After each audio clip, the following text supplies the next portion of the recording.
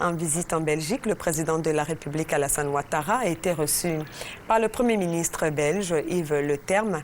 Il a été essentiellement question des questions bilatérales. Après cette rencontre, le président de la République a eu des échanges avec le président de la Banque européenne d'investissement, Philippe Maystadt. Au centre des préoccupations, la réalisation de grands projets dans notre pays. Le compte-rendu est signé de notre envoyé spécial, Jérôme Kofi Abolin. La Côte d'Ivoire est en train de se reconstruire après la crise qu'elle a subie, une reconstruction qui passe par la réalisation de plusieurs projets de développement. Le président ivoirien Alassane Ouattara, en visite à Bruxelles, a saisi l'occasion pour en appeler au concours des financiers dans la capitale à la fois belge et européenne. C'est à ce titre que le chef de l'État de Côte d'Ivoire a rencontré M. Philippe Maystadt, président de la Banque européenne d'investissement ce jeudi, au troisième jour de sa visite entamée le mardi 22 novembre 2011. Nous avons bien sûr parlé des possibilités de financement de grands projets en Côte d'Ivoire. Nous lui avons soumis deux projets qui nous tiennent à cœur, deux projets de réhabilitation, je devrais dire, du chemin de fer, Abidjan, Ouagadougou, Niamey.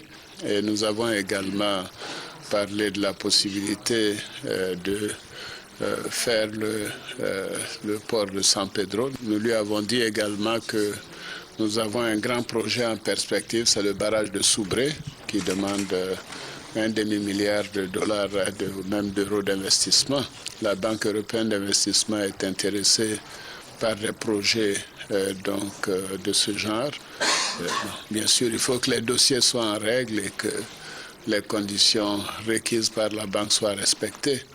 Juste avant les échanges avec le président de la Banque européenne d'investissement, le président Alassane Ouattara a été reçu par le Premier ministre belge Yves Le Terme, avec qui il a parlé de relations bilatérales, non sans évoquer le soutien de Bruxelles à la Côte d'Ivoire lors de la crise qu'elle a traversée. Et vous savez que la Belgique a soutenu de manière très forte la Côte d'Ivoire, tous nos compatriotes pendant cette crise post-électorale que nous avons vécue.